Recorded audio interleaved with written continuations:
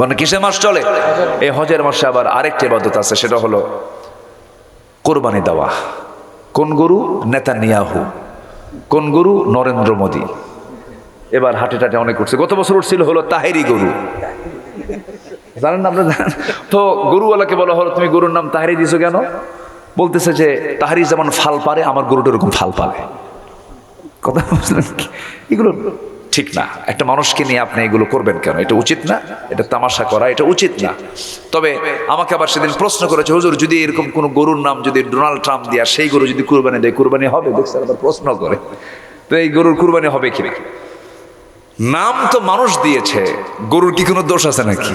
গরুর তো কোনো দোষ না। আপনি নিয়ে আসছেন, আপনি জবাহ করবেন, কবুল করার মালিক কে বলেন? আল্লাহ তাআলা। আপনার ইনকাম কি, আপনি কোন জায়গা থেকে কামাই করেছেন এটা বিষয়। এখন অনেকে আছে গরু, আমি এত বড় নেতা, আমি যদি 3 লাখ টাকার গরু না কিনে তাহলে কি হয় নাকি? সে 4-5 লাখ টাকার একটা শোডাউন দিয়া ফেসবুক স্ট্যাটাস দিয়ে গরুর পাশে দাঁড়ায় থাকে আরেক গরু। এরকম আছে না? বলো, গরুর পাশে দাঁড়ায় থাকে কে? আরেক গরু দাঁড়ায় থেকে স্ট্যাটাস দিচ্ছে আমি একটা গরু কিনছি, তুমি কি পারছো? দেখো আমি কি নেতা, দেখো আমি কি গরু কিনলাম। এরকম দেখায় দেখায় যারা ইবাদত করবে, এটাও এক প্রকার শিরক। রিয়া এক প্রকার শিরক। এই সমস্ত পাপ থেকে আল্লাহ পাক আমাদেরকে হেফাজত করুন, জোরে বলি আমিন। আল্লাহ পাক হারাম করেছেন হলো শুকুরের মাংসকে, আল্লাহ পাক রক্তকে হারাম করেছেন। তো রক্ত আল্লাহ পাক হারাম করেছেন কেন? রক্তের মধ্যে বান্দার কোনো কল্যাণ নাই, এই জন্য আল্লাহ পাক সকল প্রাণীর রক্ত আল্লাহ পাক হারাম করে দিয়েছেন, রক্ত পান করা যাবে না। কিন্তু একটা বিষয় লক্ষণীয়, সেটা হলো আমার দেশে কোরবানির পশু যেদিন জবাহ হয়, বলেন তো খায় বেশি না ফ্রিজে রাখে বেশি? বলেন বলেন বলেন, খায় বেশি না ফ্রিজে রাখে বেশি? আস্ত গরু আপনি যে কোনো রেফ্রিজারেটর, যে কোনো ফ্রিজের দোকানদারকে বলবেন, ভাই সারা বছরে সবচেয়ে বেশি ফ্রিজ বিক্রি হয় কখন? কুরবানির আগ দিয়া। কিসের আগ দিয়ে বলেন? কুরবানির আগ দিয়া। আচ্ছা, ফ্রিজ কি কেনার হুকুম দিছে আল্লাহ পাক কুরবানির আগ দিয়া? আস্তে কোন কেন? তাহলে আপনি যে গরুটা জব করে ভাবতেছেন যে আমি একাই খায়া শেষ করবো, এটা কেন? প্রতিবেশী না খেয়ে থাকবে, এটার নাম ইসলাম না। যে ব্যক্তি ইমানদার, সে যে ব্যক্তি ইমানের দাবি করবে, তার উচিত হলো তার প্রতিবেশীকে অভুক্ত না রাখা। রাসূল বলেছেন সে প্রকৃতি ইমানদার নয় যার প্রতিবেশী অভুক্ত থাকে। অর্থাৎ এখান থেকে অনেক কিছু প্রমাণ বের হয়ে আসে, সেটা হলো আপনি কোরবানির পশু জবাহ করেছেন মন কেমন গরুর গোশত ফ্রিজে রাখার জন্য নয়, এটা ওই সমস্ত পরিবারের বন্টন করার জন্য যাদের গোশত খাওয়ার মতো সমর্থ সারা বছর ছিল না। আস্তে কোন কেন? আস্তে কোন কেন? এই বিষয়গুলো খেয়াল রাখবেন। আপনার প্রতিবেশী কে না খেয়ে আছে। আমি কয়েকটা বছর যাবত আমার ব্যক্তিগত একটা আমল, কোরবানি তো 3 দিন দেওয়া যাবে, যেটা কোরবানির দিন আমি সেটা আমার নিজের যে কোরবানিটা আমি দেই, এবং দ্বিতীয় দিন আমার গ্রামে আমি একটা পশু কোরবানি করি। সেটা হচ্ছে আমার গ্রামে কারা না, আমার গ্রামে কারা কোরবানি দেয় নাই, কোরবানি দেওয়ার সমর্থ কাদের ছিল না, যারা গরিব শ্রেণী, যারা ধরেন 1 কেজি গরু গোশত কিনতে 800 টাকা লাগে, বলেন তো দিন এনে দিন খাওয়া লোকের জন্য 4-5টা সদস্য আছে, তার জন্য কি সহজ বিষয় বলেন তো? অনেক কঠিন বিষয়। তো আমি ঈদের পরের দিন করি কি, আমি নিজে একটা গরু কুরবানি দিয়ে সেই টোটাল গোশতটা যারা গ্রামের ভিতরে যারা অভুক্ত আছে, যারা না খেয়ে থাকে, মানে না খেয়ে থাকে মানে গরু গোশত পায় না যারা, তাদের মাঝে বন্টন আমি নিজে ব্যক্তিগত আমল এটা আমি করার চেষ্টা করি। এটা করবেন আপনারা। কিন্তু ঘুরে ফিরে দেখা যায় কি জানেন, গোশত তাদের বাড়িতেই যায় যাদের গরু আছে। আমি কি ভুল বলতেছি কি? তাদের বাড়িতে গরু গোশত চলে যায়, আবার ও দেয়, আবার ও পাল্টা পাল্টি দেয়। ও দেয় 2 কেজি, ও পায় 4 কেজি, মানে ও ভিআইপি ফকির। আছে কিনা বলে, বলে আছে কিনা বলে? তেল মাথায় তেল মারতেছে। অথচ যারা পাওয়ার কথা ছিল, যাদের হক ছিল, যাদের পাওনা ছিল, যাদেরকে দিলে পরে তারা উপকৃত হতো, তারা কিন্তু মূলে তারা পাচ্ছে না। এজন্য আমি যেটা মনে করি, এই হজের মৌসুমের গুরুত্বপূর্ণ একটা ইবাদত যেটা কোরবানি, এটাকে আমরা অত্যন্ত সামাজিকভাবে এটাকে পালন করার চেষ্টা করব। জোরে বলি ইনশাআল্লাহ। আমরা সামাজিক হব, আমরা সোশ্যাল হব, আমরা প্রতিবেশীর হক আদায় করব, আত্মীয়র হক আদায় করব। এই যে 1 টোপলা গোশত নিয়ে চলে গেলেন, কোনো গরিবের কাছে চলে গেলেন, এত খুশি হবে, দিল থেকে দোয়া করবে, এই দোয়াটা একদম আল্লাহর আদালতে গিয়ে পৌঁছে যাবে। আল্লাহ পাক আপনাকে বরকত দিয়ে ধন্য করবেন। কোরবানিও দিলেন, ওই দিকের সবটাও পেলেন, সব আপনার অ্যাড হয়ে গেল। আল্লাহ পাক নেক আমলগুলো করার তৌফিক দান করুন। জোরে বলি আল্লাহুম্মা আমিন। নাম্বার 13, এরপর আরেকটা বিষয়, যে এই ফ্রিজে যখন কেউ গোশত রাখে, তো কাঁচা গোশতের মধ্যে রক্ত আছে না নাই? রক্ত আছে। সেই রক্তটা কিন্তু জমা হয়ে গোশতের মধ্যেই থেকে যায়, গোশতের মধ্যেই থেকে যায়, আপনি হাজারো ওই ফ্রিজ থেকে গোশত বের করার পরে ওই রক্ত আর আপনি গোশত থেকে বের করতে পারবেন না। অথচ আল্লাহ পাক সকল রক্তকে কি করেছেন? হারাম করেছেন। এই জন্য আপনাদের উচিত হলো যদি কিছু গোশত রাখতেই হয়, এটাকে আপনি সুন্দর করে আগে জাল দিবেন। এই কাঁচা গোশতটাকে সুন্দর করে জাল দিয়ে রক্তটাকে বের করে ফেলবেন। এটা হচ্ছে পরহেজ থাকা। এটা আপনি মানে জাস্ট আপনি ফ্রেশ থাকলেন, দামা ইউরবিক ওয়াইলা মালা ইউরবিক, আপনি জাস্ট সন্দেহ থেকে আপনি নিজেকে, কারণ আল্লাহ পাক হুররিমাত আলাইকুমুল মাইতাতা ওয়াদ দামা, আল্লাহ পাক মৃত প্রাণী এবং রক্তকে কি করেছেন? হারাম করেছেন। অথচ এই যে গোশতের মধ্যে কিন্তু রক্তগুলো সম্পূর্ণ নিংড়ানো হয় না। সম্পূর্ণ নিংড়ানো না থাকার কারণে এটা জমা হয়ে যায়। ফ্রিজ যখন হয়ে যায়, এটাকে আর ওই গোশতের মাঝখান থেকে ওই রক্তগুলোকে আর বের করা যায় না। এই কথাটা আমি একটু ব্যাখ্যামূলক কেন বললাম, রেকর্ডগুলো হচ্ছে তো, এই কথাগুলো একটু মানে যত্নের সাথে সবার কাছাকাছি যেন চলে যায়। আগামীতে এই তো কয়েকদিন পরে এই প্র্যাকটিসটা শুরু হবে। আল্লাহ পাক তুমি সবাইকে এইগুলো আমল করার, বুঝে শুনে আমল করার তৌফিক দাও। বাদশাহ আলমগীর আল্লাহওয়ালা লোক ছিলেন, সবাই ছিল না। যেরকম সম্রাট আকবর, সে দ্বীন ইলাহি প্রবর্তন করেছিল, তার মধ্যে কিছু ভেজাল ছিল। তো সম্রাট শাহজাহান তিনি তার দরবারে বসা এক হিন্দু নারী। ভারত মহাদেশে এই হিন্দুদের একটা পদচারণা ছিল। 600 থেকে 700 বছর মুসলমান শাসন করেছে। হিন্দুরা ছিল সেই সময় জামাই আদরে।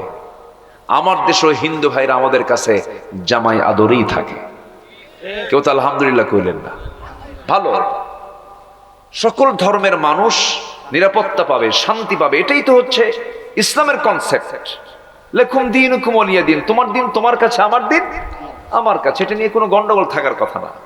কিন্তু পৃথিবীর সবচাইতে সাম্প্রদায়িক দাঙ্গা সবচেয়ে বেশি হয়েছে যে দেশে, সেটা হচ্ছে আমাদের প্রতিবেশী দেশ। আমরা খুব ভাগ্যবান, ভাগ্যবান না আমরা? এত সাম্প্রদায়িক দাঙ্গা হয়েছে, 13,500 বার সাম্প্রদায়িক দাঙ্গা হয়েছে। ঐতিহাসিক বাবরি মসজিদকে ভেঙ্গে মাটির সঙ্গে মিশিয়ে দেওয়া হয়েছে। অনেক মসজিদের মাইক বন্ধ করে দেওয়া হয়েছে। আমার দেশও মাইক বন্ধ করার পক্ষেরও কিছু লোক আছে, নাই? মাঝে মাঝে উকি মেরে তো ওঠে, ফাল মেরে ওঠে। এখনো কিছু কিছু স্কুলে মেয়েরা মুখে নেকাব পড়লে পরে, বোরকা এবং নেকাব পড়লে পরে তাদেরকে স্কুল থেকে বের করে দেওয়া হচ্ছে। না আমার আলোচনা কষ্ট হচ্ছে নাকি আপনাদের? আমি কি বানায় বানায় কিছু বলতেছি? আমার নবীজির বক্তৃতার মধ্যে সব থাকতো। আমার নবীজি সেই নবী, যে নবী ওই সময়ের সবচাইতে সুপ্রিম পরাশক্তি, বড় পরাশক্তি, সুপ্রিম পাওয়ার তৎকালীন দুনিয়ার রোমক সম্রাট হেরাক্লিয়াসকে তিনি চিঠি লিখেছিলেন মদিনার মসনদে বসে, মিম মুহাম্মদ ইলা হিরাকাল আসলিম তাসলাম। আমি মদিনার নগর রাষ্ট্রের, মদিনার ক্ষুদ্র রাষ্ট্রের আমি রাষ্ট্রপতি মুহাম্মদ সাল্লাল্লাহু আলাইহি ওয়াসাল্লাম আমার পক্ষ থেকে তোমার কাছে চিঠি দিলাম। সম্রাট হেরাক্লিয়াস, তুমি আত্মসমর্পণ করে ইসলাম কবুল করো, শান্তি পাবা। হেরাক্লিয়াস চিঠিখানা হাতের মধ্যে নিয়ে মন্ত্রী পরিষদকে ডাক দিয়ে বলতেছে, জানো এই চিঠির ওয়েটটা কত? যে লোকটা এই চিঠি পাঠিয়েছে সেই মুহাম্মাদের পায়ের তলে এই জায়গা একদিন দখল হয়ে যাবে। আমার নবীর রাজনৈতিক দূরদর্শিতা, রাজনৈতিক কৌশল, গোটা বিশ্বজুড়ে ইসলাম প্রচার প্রসারে, গোটা পৃথিবীতে ইসলাম কায়েমের জন্য তার যে ভূমিকা ছিল, আমরা সেই নবীর উম্মত, বলি আলহামদুলিল্লাহ। খালি ভাববো না নামাজ রোজা আর দান সদকা কয়েকটা মসজিদ মাদ্রাসা বানায় জান্নাত পেয়ে যাব, তাহলে জাহান্নামে যাওয়ার লোক খুঁজে পাওয়া যাবে না। জান্নাত পেতে হলে আমার নবীজির সুন্নাহর দিকে আসতে হবে। আপনি রাসূলকে খুব মহব্বত করেন, টুপি লাগান, আতর লাগান, মুখে সুন্দর দাড়ি লাগান, জুব্বা লাগান, সবকিছুই লাগান, রাসূলের মহব্বতে চোখের পানি ফেলে কান্দেন, কিন্তু রাসূল যে রাষ্ট্র গঠন করেছেন সেই রাষ্ট্র গঠনে রাসূলকে মানবেন না, আপনি উম্মত হতে পারেন নাই, আপনি ভণ্ড, আপনি প্রতারক হয়ে গেছেন। আছে না নাই? এরকম আছে না নাই? আচ্ছা, ধর্ষণ হবে কেন? ধর্ষণ হওয়ার কথা না তো।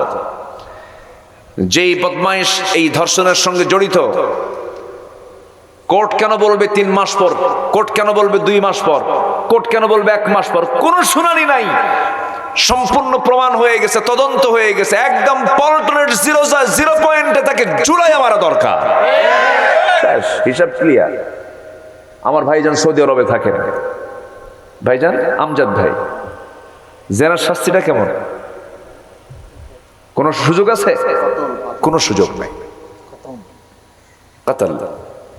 অবিবাহিত কেউ জেনা করেছে, মিয়াতা জালদা, 100 দৌড়া মেরে দাও। ধর্ষণ করেছে, কোনো কথা নাই, প্রকাশ্যে দিবালোকে সবার চোখের সামনে ওকে শুট করে শেষ করে দাও। কার বিধান?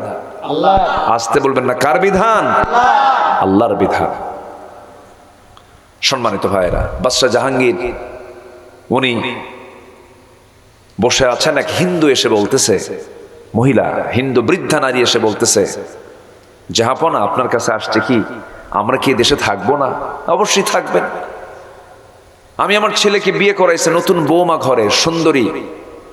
এই সুন্দরী বৌমাটার দিকে এক পুরুষের বদনজর পড়েছে। প্রত্যেক দিন সে জোরপূর্বক আমাদের ঘরে ঢুকে, বৌমার ঘরে ঢুকে তাকে জোরপূর্বক ধর্ষণ করে যায়, অস্ত্র উঁচিয়ে ত্রাস সৃষ্টি করে এই কাজটাগুলো করে যায়। আমরা কিচ্ছু করতে পারি না।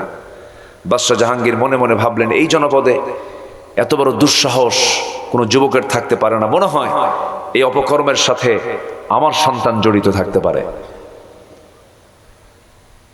বিচারটা বড় কঠিন। বললেন, ঠিক আছে মা, আপনার ঠিকানা দিয়ে যান, আপনার অ্যাড্রেস দিয়ে যান, আমি আপনার সন্তানের, আপনার যে সমস্যাটা, এই সমস্যার সমাধান আমি করার চেষ্টা করবো, আপনি চলে যান।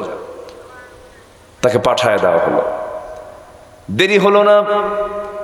পরের দিন বিকালবেলা, সন্ধ্যার একটু আগ দিয়ে, যে সময় ওই যুবকটা জেনা করার জন্য ঘরের মধ্যে জোরপূর্বক ঢুকে যায়, তার একটু আগে পরের দিন তিনি চলে গেলেন। বাদশাহ জাহাঙ্গীর নিজেই গেলেন, কাউকে বললেন না। তিনি আবার বাইরে দাঁড়াইয়া বললেন, বুড়িমা, যখন ওই বদমাইশটা যখন ঘরের মধ্যে ঢুকবে আমাকে জানাবেন। তাকে জানানো হলো। এবার বলা হলো, আমি যখন ঘরের মধ্যে ঢুকবো, ঘরের ভিতরের বাতিটা আপনি নিভাইয়া দিবেন। নিভাইয়া দেওয়া হলো। ইতিহাস লেখে, উন্মুক্ত তরবারি, কোষবদ্ধ তরবারি উন্মুক্ত করলেন।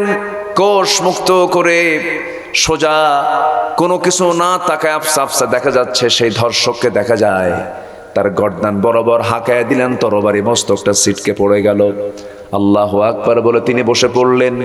বসে পড়ে বললেন, বুড়ি মামাকে 1 গ্লাস পানি দাও, 1 গ্লাস পানি দিন। 1 গ্লাস তাকে পানি দেওয়া হলো। তিনি পানি পান করলেন আর বললেন আলহামদুলিল্লাহ। এবার তিনি বললেন, ও বুড়িমা, লাইটটা দিয়ে দেন। লাইট যখন দেওয়া হয়েছে, লাইট দেওয়ার সঙ্গে সঙ্গে দেখা যায় ওই যুবকের দিকে তাকায় দেখেন বাদশাহ জাহাঙ্গীর, সে তার নিজের সন্তান নয়। আলহামদুলিল্লাহ, শুকরিয়া আদায় করলেন। এখান থেকে একটা বিষয় প্রমাণ হলো, তিনি যে আইনটা আর রায়টা কার্যকর করতে গেছেন, অপরের সন্তান মনে করে না, নিজের সন্তান মনে করে, নিজের সন্তান মনে করে লাইটটা বন্ধ করতে বলেছেন। সন্তান যদি আমার হয়, চোখে চোখে পড়ে যাবে, আমার মোহাব্বত সৃষ্টি হবে, আমি তাকে হিট করতে পারবো না, আমি বিচার সম্পূর্ণ করতে পারবো না। অন্ধকার করে আঘাত করলেন। এরপরে সেই ধর্ষককে দুনিয়া থেকে বিদায় করে দিলেন। এরপর তিনি করলেন কি, বুড়িমার পাশে বসে, বুড়িমার সামনে, পাটার সামনে তার মাথার রাজমুকুট রেখে বললেন, বুড়িমা, আমি আপনাকে হলফ করে বলছি, এই রাজত্বে, এই রাষ্ট্রে একজন নারীর ইজ্জতের দাম আমি বাদশাহ জাহাঙ্গীর আমার রাজমুকুটের চাইতে 1000 গুণে বেশি। আল্লাহু আকবার বলেন। এই দেশ এরকম একদিন শাসন ছিল, আমরা সেই শাসন আমরা দেখতে চাই। জোরে বলি ইনশাআল্লাহ। রামিসার জন্য আমরা শোকাহত। রামিসার বাবা বলেছে, আপনারা আমার সন্তানের বিচার করতে পারবেন? পারবেন না।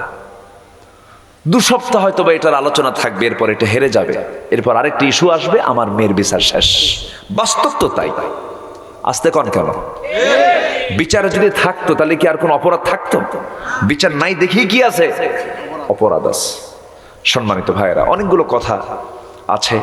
এই প্রসঙ্গটা আসলো বলে একটু ওইদিকে গেছিলাম। আমি মূল লাইন আসে, কোন সূরা কোন তো বলেন, কোন সূরা বলেন, কোন সূরা? ফুরকান। আল্লাহ রাব্বুল আলামিন সুন্দর করে বলছেন, এই সূরাটার নামকরণ হয়েছে প্রথম আয়াত থেকে আল্লাহ রাব্বুল আলামিন সুন্দর করে বলেন, তাবারাকাল্লাযী নাযালাল ফুরকানা আলা আবদিহি লিয়াকুনা লিল আলামিনা নাযীরা। অর্থাৎ এখানে ফুরকান তাকে বোঝানো হয়েছে কোরআন।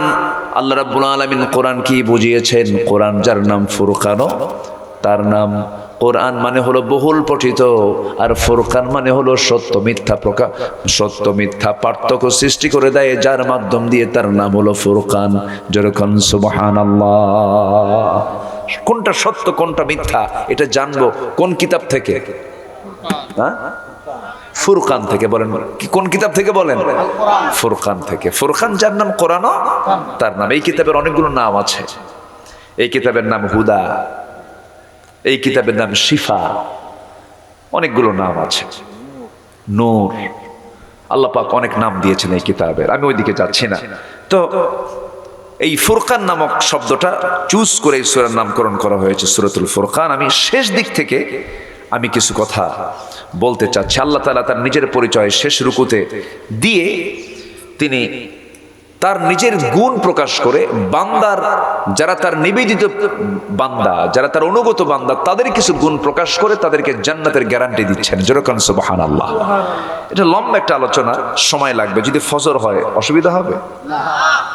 বলে তো ফেললেন না, কিন্তু হুজুর কি হবে একটু চিন্তা করেন না আপনারা? এইদিকে তো চিন্তা করতে হবে। আবেগ দিয়ে তো সব হয় না। আমি এত সময় নেব না, আমি চেষ্টা করব অল্প সময়ের মধ্যেই যতটুকু পারা যায় যেন আপনারও কষ্ট না হয়। এখানে আমাকে বাতাস দিচ্ছে, ফ্যান ট্যান আছে মাশাআল্লাহ, কিন্তু আপনার তো প্রচুর কষ্ট হচ্ছে। মানে এই দিনে এখন জামা পরে থাকাই কঠিন। আমি এখন তো বলতে পারছি না জামা খুলে ফেলেন, এতে বলাও যায় না এখন, কারণ এটা স্বাধীনতা। লাস্টে আবার ক্যামেরাও আছে, সবার জামা খোলা, সব ক্যামেরা ওই দিক দেখে দেখো, শ্রোতাদের কাণ্ড দেখো, লাস্টে এলাকার নামই শেষ। তো আমি তো বলতে পারতেছি না। জি, একটু কষ্ট করে থাকে। সম্মানিত ভাইরা, সূরাতুল ফুরকান আমি শেষ রুকু থেকে একটু কথা আমি আপনাদের সামনে একটু উপস্থাপন করতে চাচ্ছি। আল্লাহ রাব্বুল আলামিন তার নিজের পরিচয়টা দিচ্ছেন, কি সুন্দর করে দেখে। আল্লাহ রাব্বুল আলামিন বলেন, তাবারাকাল্লাযী জাআলা ফিস সামাই বুরুজাও وجعل فيها سراجا وقمرا منيرا وهو الذي جعل الليل والنهار خلفة لمن أراد أن يذكر أو أراد شكورا جربون الله أكبر।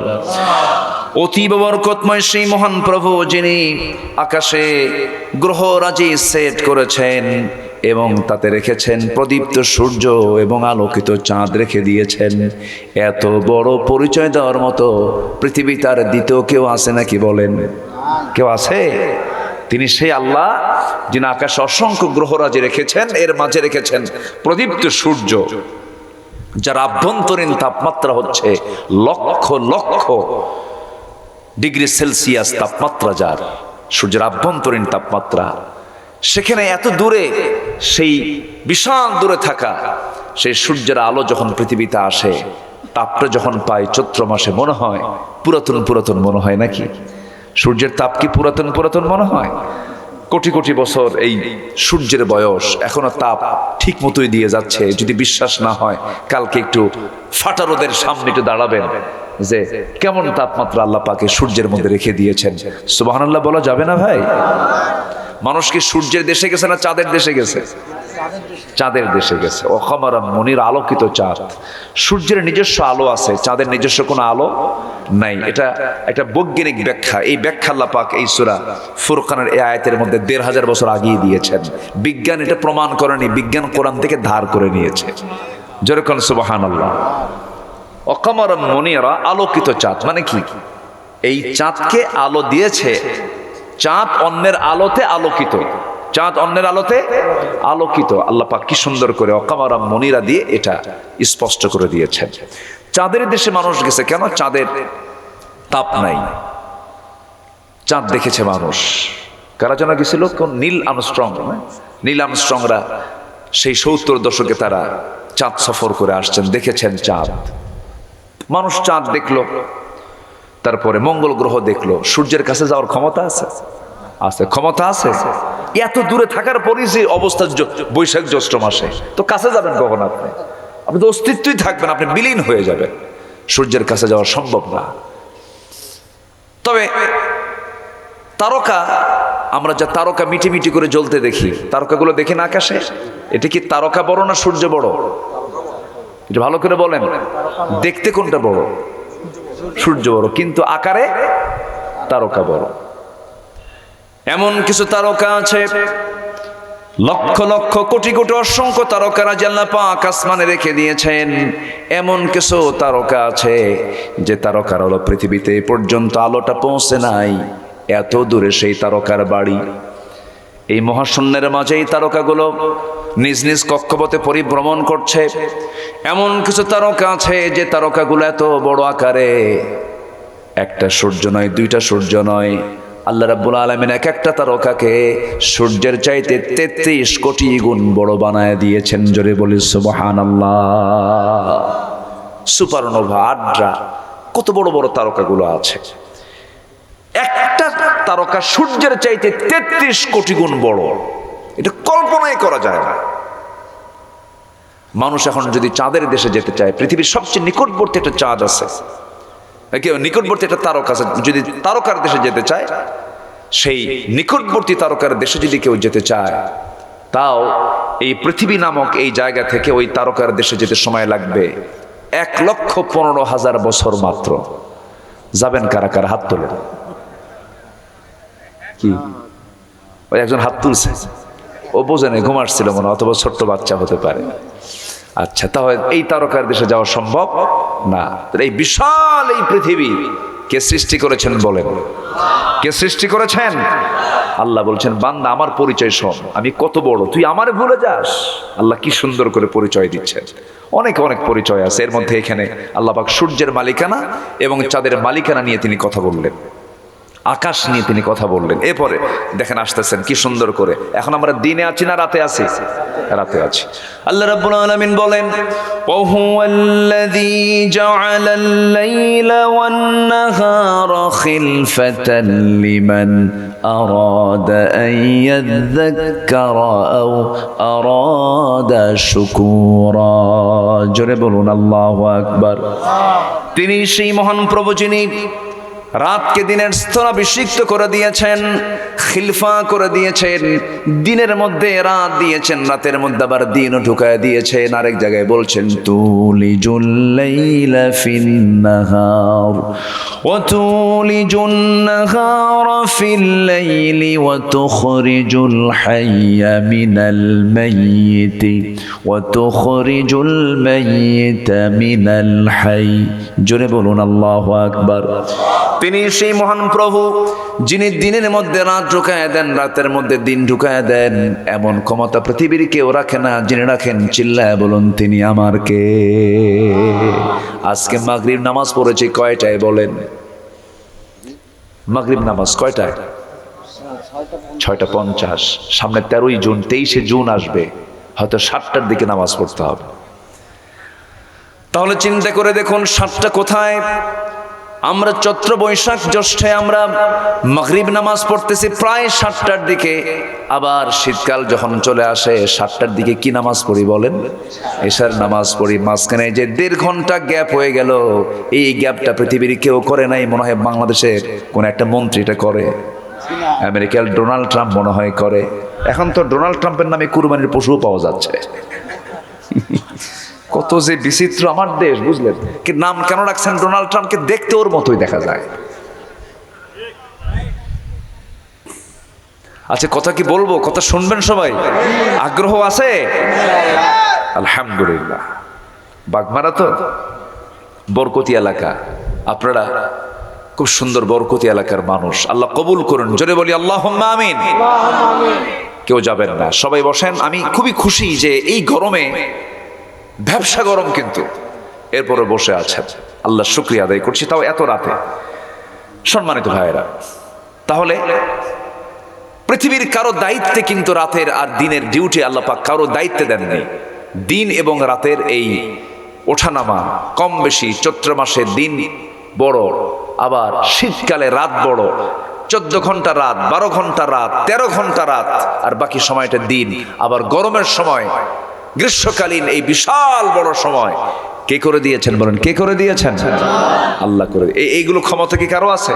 আল্লাহ বলছেন, বান্দা আমি হলাম সেই রব যে রব আমি এগুলো করি। জোরে কোন সুবহানাল্লাহ। তুই আমারে ভুলে যাস? তুই আমারে ভুলবি কেন? আমি তো তোকে 1 সেকেন্ডের জন্য ভুলি না। রাতের আধারে তুই আমার নিয়ম অমান্য করে অন্যের বউ নিয়ে রাত্রেবেলা শুয়ে থাকিস। বউটা তোর নয়, বউটা অন্যের বউ, পরকিয়া করে গোটা রাত ধরে আকাম কুকাম করে বেড়াস। এত বড় গুনাহ করার পরেও আমি তোর সামনে তোর নাকের ডগায় আমি অক্সিজেন সরবরাহ করি। বান্দা আমি চাই তুই তওবা করে ফিরে আসবে, আমি তোর গুনাহগুলোকে মাফ করে দেব। আল্লাহ আমার কত রহমান, আল্লাহ আমার কত দয়ালু। এত বড় অপকর্ম করার পরেও, এত বড় বড় আকাম কুকাম করার পর আল্লাহ পাক আমাকে রিজিক দিচ্ছেন, আমাকে সবকিছু খাওয়াচ্ছেন, দিচ্ছেন, পড়াচ্ছেন, সুস্থ রাখতেছেন। আল্লাহর লক্ষ্য হচ্ছে বান্দা আমার কাছে কখন তওবা করে আমার কাছে ফিরে আসবে। আমরা তওবা করব কার কাছে? আল্লাহর কাছে। ভাই, ও ভাই, যাচ্ছেন কেন? কি সমস্যা? কি মুশকিলা? ফি মুশকিলা? উনি সৌদিতে থাকেন তো এই জন্য আরবি চলে আসতেছে বারবার। কি কোনো প্রবলেম? আপনার কি কোনো প্রবলেম ফিল হচ্ছে আপনাদের? তো যাচ্ছেন কেন? বসেন, একটু বসেন। এখানে সবার আগে যাবে কে বলেন তো? এখান থেকে মাহফিল শেষ হলে সবার আগে যাওয়ার দায়িত্ব কার? আমারই তো মনে হয়, আমাকে যেতে হবে। বলুন তো, এখানে যারা আসছেন সবচেয়ে দূরে বাড়ি কার? আমি তো দূর থেকে আসছি।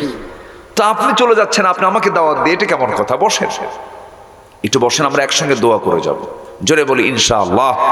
আল্লাহ কবুল করুন, জোরে বলি আমিন। এই জ্যৈষ্ঠ মাসে এত সুন্দর আবহাওয়া, বৃষ্টি ছাড়া, বাতাস ছাড়া, এ তো বিশাল পাওয়া আপনাদের। বলি আলহামদুলিল্লাহ। এটা মানে একটা অকল্পনীয় ব্যাপার। এই মাসে কিন্তু ঝড় বৃষ্টি তো প্রায় তো হয়ে গেল মাঝখান দিয়ে, আমরা পেয়েছি, আমরা আল্লাহ পাক সুযোগ করে দিয়েছেন। এটা শুনি আমরা কথাগুলো, সম্মানিত ভাইয়েরা। তাহলে যে পরিচয় আল্লাহর পেলাম আমরা, এই পরিচয় পৃথিবীর কেউ কি দিতে পারবে বলেন তো? বলতে পারবে কি আমেরিকা যে বেশি বাড়াবাড়ি করলে কিন্তু বাংলাদেশের আকাশে সূর্য 1 মাস উঠবে না? কেউ বলতে পারবে? কেউ বলতে পারবে? সূর্য তার নিয়ন্ত্রণে নাই। দরিয়ার পানি ওই দিকে যাবে না, পারবে? কেউ পারবে? দরিয়ার পানি কার নির্দেশে চলে? কার নির্দেশে চলে? সূর্যকে চালান, চন্দ্রকে চালান, আকাশের মেঘমালা কে? আল্লাহ পাক হাজির করেন। কে কে হাজির করেন? আল্লাহ হাজির করেন। আমি কাতারে ছিলাম 3 দিন আগে, আমি কাতার থেকে আসছি। মিডল ইস্টের একটা ধনাঢ্য একটা দেশ, ওয়ার্ল্ডের 1 নম্বর এক সময় ধনী রাষ্ট্রের তালিকায় থাকা একটা দেশ কাতার। ছোট্ট, আমার মনে হয় বাগমারা আর রাজশাহী, মানে বাগমারা এর পাশাপাশি হয়তো মান্দা টান্দা মিলে হয়তো এতটুকুন এরিয়া মিলে একটা দেশ কাতার। অনেক সমৃদ্ধ, তেল এবং সোনায় সমৃদ্ধ একটা দেশ কাতার। তো কাতার থেকে আমি যখন দেশের দিকে ফিরছিলাম, দেখি আকাশে প্রচুর মেঘ জমা। তো ভাবলাম, আল্লাহ এগুলো তুমি ঝুলায় রাখছো, যদি ফেলে দাও তাহলে কি হবে? ভাবলাম তাহলে আকাশের এই মেঘের কি ওজন আছে নাকি? আমি চিন্তা করতে করতে দেখি আল্লাহ পাকের একটা সূরার একটা আয়াত আল্লাহ পাক বলেছেন, হুয়াল্লাযী ইউরিকুমুল বারকা খাওফান ওয়া তামআন ওয়া ইউনশিস সাহাবাস সিকাল। আল্লাহ তাআলা আকাশে যে ওই কি বলে মেঘমালাগুলো রেখেছেন, এগুলোকে আল্লাহ পাক ওজন করেছেন, ওজনওয়ালা করেছেন। লক্ষ লক্ষ মেট্রিক টন ওজন এক একটা মেঘমালার। কেউ তো সুবহানাল্লাহ বলবেন না? আচ্ছা, এগুলোকে আল্লাহ পাক কি ফেলে দিয়েছেন না ধরে রেখেছেন? কার ক্ষমতা? আল্লাহ। যদি ছেড়ে দিতেন বলেন তো, পৃথিবীতে কোনো বিল্ডিং কেউ বানাতো কি? কোন দিন উপর থেকে পড়ে খামাখা কইরা লাভটা কি? আল্লাহ পাক এই মেঘমালাগুলোকে বিভিন্ন জায়গায় ট্রান্সফার করায় দেন। কি পানি চক্র চিন্তা করেন। ট্রান্সফার করায় দিয়া যেখানে বৃষ্টি দরকার সেখানে বৃষ্টি দেন, মেঘগুলো বিভিন্ন জায়গায় ছড়ায় দেন এবং বারকান সেখানে বজ্রপাত করেন। এই যে মেঘের যে গর্জনগুলো হয়, আধুনিক সায়েন্স বলতেছে প্রতিটা মেঘের গর্জনে এই জমিনে লক্ষ লক্ষ মেট্রিক টন ইউরিয়ার কাজ আদায় হয়ে যায়। মেঘের গর্জনে মাটির উর্বরতা শক্তি ডাবল হয়ে যায়। আল্লাহু আকবার বলেন। তাহলে এই মেঘের গর্জনের দরকার আছে না নাই? বৃষ্টির দরকার আছে না নাই? দুনিয়া চালান কে? যিনি দুনিয়া চালান তিনি বৃষ্টি দেন, তিনি জানেন কোথায় বৃষ্টি দরকার, কোথায় বৃষ্টি দরকার না, সব তার পরিকল্পনা। আল্লাহু আকবার বলে। বান্দা কি করে? বান্দা তো কিছুই করে না। বান্দা খালি আল্লাহর বিরুদ্ধে কথা কয়। বান্দা কিছু না পারলেও কুফরি করে। ইন্নাল ইনসানা লাকাফুর, নিঃসন্দেহে বান্দা হলো অকৃতজ্ঞ। বান্দা ভুলে যায়, বান্দা আল্লাহর দয়াকে অস্বীকার করে ফেলে কোনো কোনো সময়। আল্লাহ বান্দাকে দিতে কোনো কৃপণতা করেননি, কিন্তু বান্দার শুকরিয়া আদায় কৃপণতা আছে না নাই বলেন? আচ্ছা, কোনো প্রাণীর মধ্যে কৃপণতা পাবেন না। আমার দেশে মাঝে মাঝে দেখবেন অতিথি পাখি আসে। এখানে অতিথি পাখি আসে না? আসে না? আসে। এই বাড়ি কি এই পাড়া ও পাড়া? ভারতেও বাড়ি না, পাকিস্তানও বাড়ি না, ওদের বাড়ি হলো সাইপ্রাস। সেই সাইবেরিয়ান দ্বীপপুঞ্জ থেকে 40,000 কিলোমিটার দূর থেকে সেই পাখিগুলো, এই অতিথি পাখিগুলো এই দেশে আসে। কেন জানেন? আল্লাহ বলেন, ও পাখি, তোরা যে তোদের দেশে থাকবি, এই আবহাওয়া তোদেরকে এলাও করছে না, তোরা মরে যাবি। -20 তাপমাত্রা, মানে কোনো তাপই নাই। রক্তগুলো তাদের আইস হয়ে বরফ হয়ে জমা হয়ে মারা যাবে। আল্লাহ বলেন, পাখি তোরা এই দেশে আর থাকিস না, তোরা আমার সৃষ্টি, আমি তোদের আরেকটা জমিনে পাঠায় দিচ্ছি। তোরা বাংলাদেশের হাকালুকি বিল, চলন বিলে চলে যা, সেখানে গিয়ে তোদের জীবন বাঁচায় নে। এরপর সময় হলে আবার সিগন্যাল দেব, তোরা তোদের দেশে চলে আসবি। কেউ তো সুবহানাল্লাহ বললেন না। আচ্ছা, এখন আমার আমজাদ ভাই সৌদি আরবে যায়, পাসপোর্ট নিয়ে না পাসপোর্ট ছাড়া? আমজাদ ভাই পাসপোর্ট ছাড়া কি যেতে দেয়?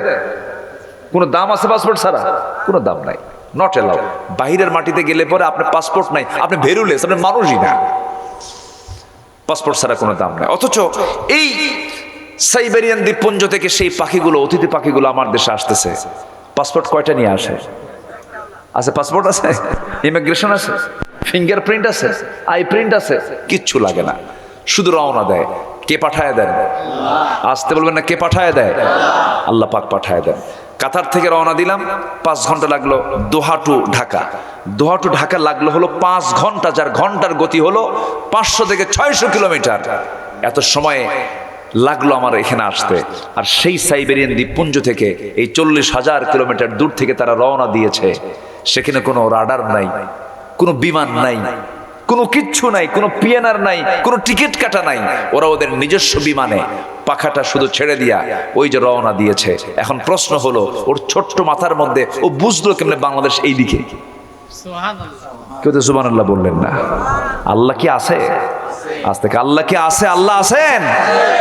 কবুতর পালেন কিনা জানি না, কবুতর আছে তো আপনাদের? কবুতরের মাথা কয় কেজি? সামান্য একটু কবুতর।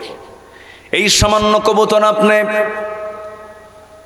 এই গ্রাম থেকে আপনি চলে গেছেন শিকদারি বাজারে, অথবা যাত্রাগাছিতে চলে গেছেন, অথবা আপনি চলে গেছেন মান্দা, সেই মান্দা ফেরিপাড়ের দিকে চলে গেছেন, অথবা রাজশাহীর কোনো বড় কোনো হাটে চলে গেছেন আপনার 8-10টা কবুতর বিক্রি করার জন্য।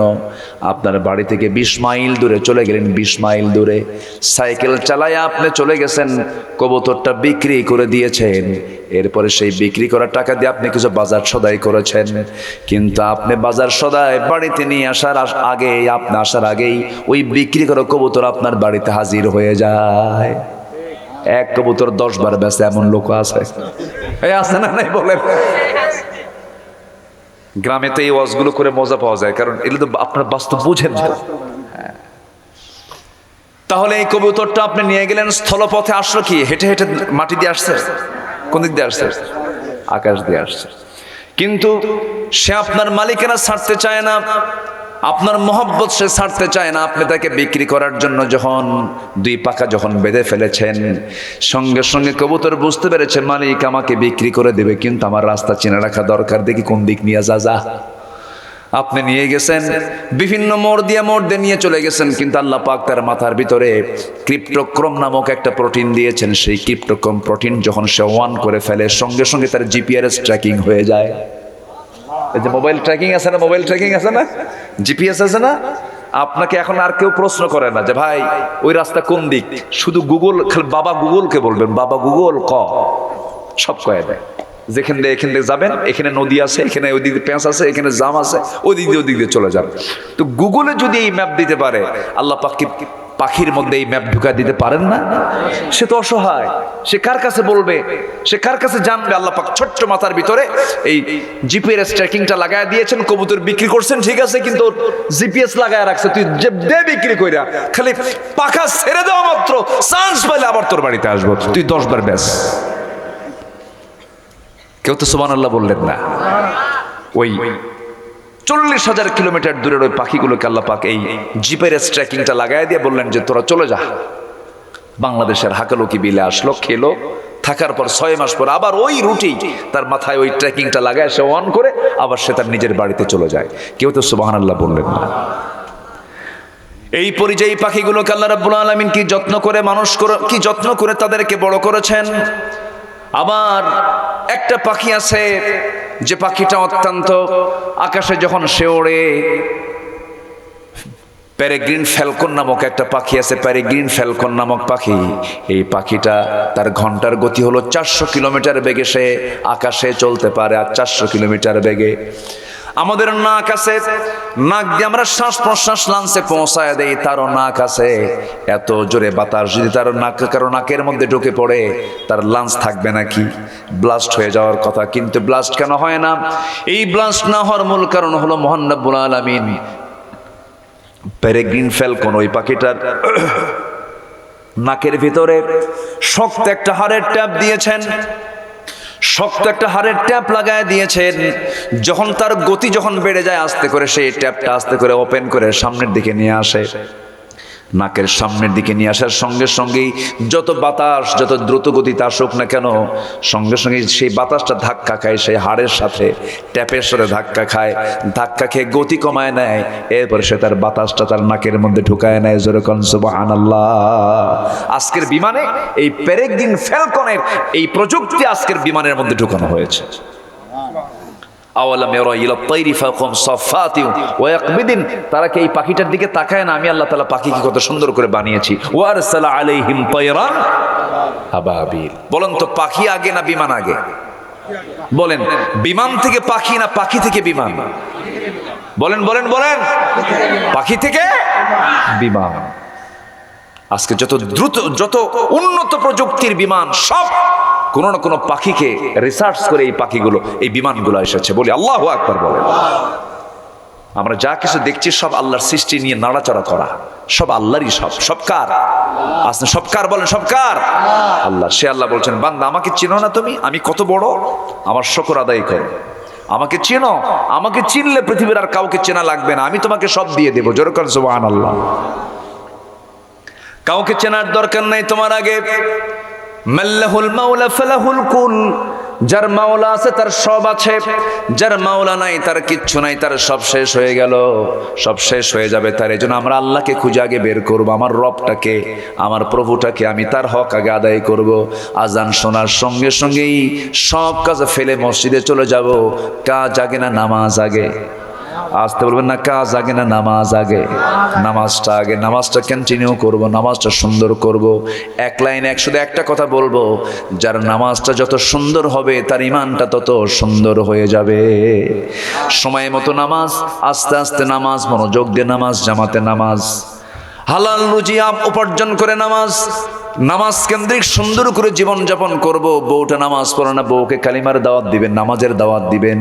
বউটা তুমি নামাজ পড়ো না কেন? তুমি কি চাও জাহান্নামে তুমি একা যাবে, আমি জান্নাতে চলে যাব? না, আমরা দুজন মিলেই জান্নাতের বাজারে গিয়ে বাজার করব, একসঙ্গে আমরা জান্নাতে গিয়ে ঘুরবো, পার্কিং করব। আমরা আসো নামাজ পড়ি। স্বামীর পেছনে স্ত্রী নামাজ পড়বে। মসজিদের জামাতে নামাজ পড়ে নাই, বাড়িতে বউ বাচ্চাদের কিনে জামাতে নামাজ পড়বে। যেদিন আপনি আপনার বাড়িটাকে নামাজ দিয়ে সাজাতে পারবেন, আল্লাহর কসম করে বলি ওই পরিবারটা হয়ে যাবে জান্নাতের টুকরা। নামাজ নাই জাহান্নাম, নামাজ নাই কি দুনিয়াটাই তোর জন্য জাহান্নাম হয়ে যাবে যদি তুই নামাজ না পড়িস। কার কথা? আল্লাহর কথা। আজকে বাড়িতে বাড়িতে নামাজ নাই, কিন্তু নামাজ না থাকলেও ভারতীয় সিরিয়ালের অভাব নাই। এই মজলিস ঠিকই বসে এবং এই জলসা ঠিকই বসে। ওই মিডিয়ার নামই তো স্টার জলসা। এটাও জলসা, ওটাও জলসা। কি আমি কি ভুল বলতেছি নাকি? এটাও জলসা, ওটাও জলসা, স্টার জলসা। শুধু এটা ইসলামী জলসা, ওটা হচ্ছে স্টার, চতুর্দিকের জলসা, সব চলে। এগুলো করা যাবে না। মুরব্বী কষ্ট হচ্ছে, হ্যাঁ গাড়ি রেখে আসছেন, কষ্ট হচ্ছে না? ঠিক আছে, আপনাদের ভিতরে ধৈর্য আছে। বাগমারা মানুষ তো সারাটা তো শোনে না, এটা অভ্যাস তো আছে, মাশাআল্লাহ। বলি আলহামদুলিল্লাহ বলেন। আচ্ছা, তাহলে সম্মানিত ভাইয়েরা বলেন তো, কাজ আগে না নামাজ আগে? বলেন, কাজ আগে না নামাজ আগে? বাজার আগে না নামাজ আগে? নামাজ আগে। এক সাহাবীর বাড়িতে 3 মাস বাজার নাই। কয় মাস? আচ্ছা বলেন তো, যে বাড়িতে 3 মাস বাজার নাই সেই বাড়ির বউ তার স্বামীকে কি মনে করতে পারে? কি হতে পারে বলেন তো? কি ঝামেলা হবে? আপনার বাড়ির দিকে চিন্তা করে বলেন, 3 মাস বাজার নাই, বউটা কিরকম থাকতে পারে বলেন? ঝামেলা হবে? হতে পারে কিনা বলেন? হতে পারে। 3 মাস বাজার নাই, খুব কষ্টে থাকা সাহাবী। স্ত্রী বলতেছে, আমার স্বামী 3 মাস বাজার নাই, তো আপনার পকেট থেকে আমি কয়েক পয়সা করে করে করে করে জমা করে কিছু অর্থ আমি জুগিয়েছি, আজকে বাচ্চাদের নিয়ে একটু পেট ভরে কিছু খাবার খাবো, আপনি বাজার করে আনেন। ওনার হাতে বাজারের ব্যাগ দিয়েছেন, সে ব্যাগটা নিয়ে উনি বাজার করতে যাবেন, আজান হয়ে গেছে। এখন বলেন তো, বাজার আগে না নামাজ আগে? উনি বাজারের ব্যাগটা গুটায় নিয়ে মসজিদের মধ্যে ঢুকে গেছে, নামাজে দাঁড়ায় গেছে। আমার নবীজি হচ্ছেন ইমাম। নামাজ শেষ করার পর আমার নবীজি বয়ানে বসে গেলেন। বয়ান ছেড়ে তো আসা সম্ভব নয়, বের হতে পারলেন না। আসর হয়ে গেল, আসর নামাজ পড়লেন তিনি, আবার তিনি বয়ানে শুরু করেছেন, সময় পেলেন না, মাগরিব হয়ে গেল। এরকম করে এশার নামাজ যখন হয়ে গেছে, নামাজ শেষ, আমার নবীজি সাহাবে কিরামদের মাঝে দূর থেকে আসা অতিথি সাহাবীদেরকে মেহমান হিসেবে কারো কারো বাড়িতে ভাগ করে দিতেন। ও আমার সাহাবী, তুমি 3 জনকে নিয়ে যাও, তুমি 2 জনকে নিয়ে যাও, দূর থেকে আসছে, বিভিন্ন গোত্র থেকে আসছে, তাদের বাড়িতে ফেরার এখন সময় নেই, রাত হয়ে গেছে। সবাইকে ভাগ করে দিয়ে দে। ওই সাহাবীকে ভাগের একজন সাহাবীকে ভাগ করে দিলেন, যে সাহাবী 3 মাস যাবৎ বাড়িতে রান্না বান্না তেমন হয় না, ভালো খাবার হয় না, 3 মাসের তেমন বাজার টাজার হয় নাই, বাজারের ব্যাগটা ফাঁকাই পড়ে আছে, বাজারও করতে পারেন নাই। সেই সাহাবী তালহা রাদিয়াল্লাহু আনহুকে ডাক দিয়ে বলছে, তালহা, তুমি তোমার বাড়িতে একটা মেহমান নিয়ে যাও। একদিকে 3 মাস বাজার না, আরেকদিকে ঘাড়ে আসছে আরেকটা মেহমান। কি বুঝতেছেন তো? এবার মেহমানকে সঙ্গে করে নিয়ে বাড়ির দরজায় গিয়ে যখন করাঘাত করেছেন, যখন তিনি কড়া নেড়েছেন, আমার স্ত্রী দরজা খুলো, দরজা খুলেছেন, সালাম বিনিময় হলো। ওয়াতুসাল্লিমু আলা আহলিহা, যখন তোমরা বাড়িতে ঢুকবা সালাম দিয়ে ঢুকবা, সালাম দিলে বরকত রহমত নাজিল করেন তিনি আমার কে। বাড়িতে সালাম দেওয়া মুসলমান আজকে আমার দেশে বেশি না কম? কম সালাম দেয় না। বউকে আবার সালাম দেয়, এরকমও কয় বউকে আবার সালাম দেওয়া লাগে। দেখছেন কত বড় মানে বেকুব এটা। সালাম আপনি কারে দিবেন আগে? আপনি রহমত চান কার বেশি? অন্যের দরকার বেশি না নিজের দরকার বেশি বলেন? সালাম তো আপনার পরিবারকে আগে দিতে হবে। সালাম তো এখানে তো আদব বেদবের এখানে কোনো বিষয় না। সালাম হচ্ছে একটা দোয়া, এর চাইতে বড় দোয়া পৃথিবীতে আর? আসসালামু আলাইকুম, স্ত্রীকে বারবার বলবেন। সন্তানদেরকে সালাম দিবেন, কে সালাম দিল আর কে দিল এই অপেক্ষায় এই চিন্তা করারই দরকার। আপনি চান্স পাইছেন, আগে সালাম মেরে দিবেন, বাস। আল্লাহু আকবার বলেন। সালাম দিলেন, সালাম দেওয়ার সঙ্গে সঙ্গে আল্লাহর রহমত নাজিল হয়ে গেছে। এবার বউয়ের সামনে দাঁড়ায়া বলছে, বউ, এই যে বাজারের ব্যাগ বাজার করতে পারি নাই। আচ্ছা ঠিক আছে, কি সমস্যা হয়েছিল? সমস্যা হলো নামাজে গিয়েছিলাম, নবীর বয়ান চলতেছিল, পারি নাই।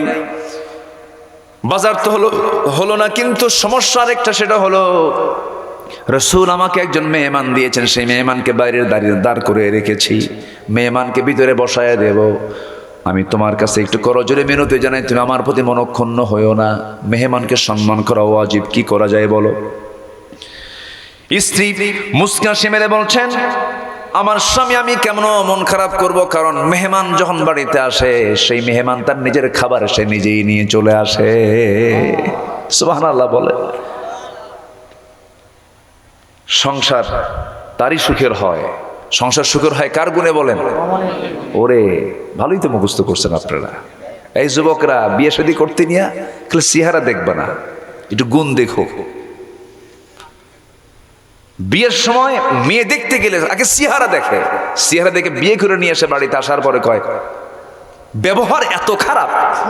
কি কথা বুঝতেছেন কি? তো তুমি দেখছো চেহারা, তোমার ব্যবহার তুমি ভাবা ভালো বাবা কেমন। আগে বংশ দেখো, আগে তাকওয়া দেখো, শান্তি পাবা। খালি চেহারা দেখবা, খোটা খাবা। খোটা আছে না নাই? এরকম খোটা মারা মহিলা আছে না নাই? সুন্দর চেহারা দেখে স্বামী নিয়ে আসছে বউ বাড়িতে, স্বামীটি একটু কালো, বউ একটু ধলা, কিছু হলেই বলে তোমার সঙ্গে যে আমার সংসার হচ্ছে এ তোমার 14 গোষ্ঠীর কপাল। আছে কিনা বলে? এরকম আছে না নাই? আচ্ছা, সম্মানিত ভাইয়েরা, সম্মানিত বন্ধুগণ, তো নামাজের ব্যাপারে অত্যন্ত যত্নশীল হতে হবে। ইসলামকে অত্যন্ত যত্নের সঙ্গে গ্রহণ করতে হবে। এই প্রসঙ্গটা নিয়ে আসার কারণ হচ্ছে, দেখেন নামাজকে কি গুরুত্ব দিলেন যে 3 মাস বাজার নাই, বাজারের দিকে খেয়ালই নাই, নামাজ নামাজ নামাজ। এবার ভিতরে ঢুকেছেন বাড়িতে, খাবার নাই, বাজার নাই, কিচ্ছু নাই। এবার বউ বলতেছে যে বাড়িতে মেহমান আসে, মেহমান তার নিজের রিজিক নিয়ে আসে, কোনো টেনশন করেন না। স্ত্রী তার স্বামীকে উৎসাহ দিচ্ছে, কিন্তু কিছুক্ষণ পর স্বামী বলে, দিলা তো ঠিকই, অনেক সুন্দর বয়ান দিলা, খাওয়াবো কি কও? এখন স্ত্রী বলছে, আমার স্বামী শোনেন, ওই যে একটা তুষের বস্তা দেখা যায়, তুষ বোঝেন তো নাকি? তুষের বস্তা দেখা যায়, ওই তুষের বস্তা আপনি আমার সামনে পেড়ে দেন। সেই জবের তুষ বস্তা যখন তার সামনে দেওয়া হলো, তিনি চালনাতে চালতে চালতে চালতে চালতে মোটে সামান্য কিছু জবের কিছু দানা খুদ বের হলো। সেই জবের খুদগুলো তিনি করলেন কি, পিষদানিতে পিষে পিষে খামির বানালেন, আটা বানায় এটাকে সুন্দর করে দুটা মোটে দুটা রুটি হলো। এই 2টা রুটি সুন্দর করে বানায় দিয়ে বললেন, আমার স্বামী মেহমানকে এই খাবারটা দিয়া চট করে চলে আসেন। আপনি যদি ভিতরে থেকে যান, আপনাকে একটা রুটি খেতে হবে, মেহমানের পেটটা পড়বে না। আপনি তাড়াতাড়ি রুম থেকে বের হয়ে আসবেন, আমাদের ঘরে লাইটটা বন্ধ করে দিলে পরে ভাববে আমরা খাবার খেয়ে নিয়েছি। মেহমানকে 2টা রুটি দিয়া পাশের ঘরে এসে বাতি বন্ধ করে দিয়া শূন্য পেটে না খায় 2জন শুয়ে পড়েছেন। ফজর যখন হয়ে গেছে, মসজিদে নববী থেকে আজান চলে আসতেছে, মেহমানকে সঙ্গে তুলনে মসজিদের দিকে চলে গেলেন। সবার নামাজ শেষ হয়ে গেল, সবাই চলে যাচ্ছে। পিছন থেকে রাসূল বলছেন, তালহা কই যাও, কিছু কথা আছে। এবার তিনি কেঁদে কেঁদে বলছেন, ইয়া রাসূলুল্লাহ, আপনার দেওয়া মেহমানের হক আমি আদায় করতে পারিনি, আপনি আমারে মাফ করে দেন। রাসূল বলছেন, না রে তালহা, উল্টা বলো কেন? গত রাত্রিতে তুমি এবং তোমার স্ত্রী যে পরিমাণ মেহমানদারি করেছো, তোমাদের জীবনের শ্রেষ্ঠ আমল গত রাত্রে হয়ে গেছে। জোরে কোন সুবহানাল্লাহ।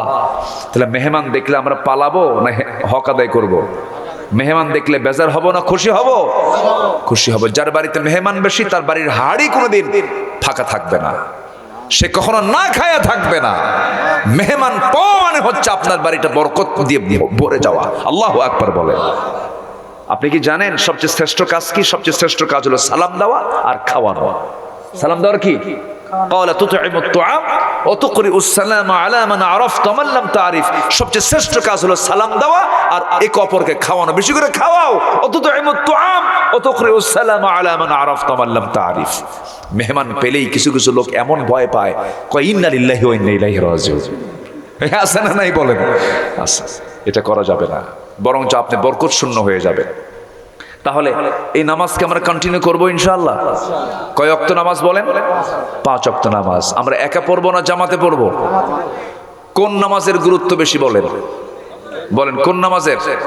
কেউ কেউ বলেছেন সলাতুল ওয়ুস্তা বলতে আসরকে বোঝানো হয়েছে, আবার কেউ বলেছেন ফজরকে বোঝানো। তবে আকিমিস সালাতা লিদুলুকিশ শামসি ইলা গাসাকিল লাইলি ওয়া কুরআনাল ফজর, ফজরের গুরুত্বটা সবচেয়ে বেশি। যার ফজরটা কন্টিনিউ হয় সে মুনাফিক হয় না। আল্লাহু আকবার বলেন। মুনাফিক জোহর আসর মাগরিব এশা পড়তে পারে, কিন্তু কোনটা পারে না?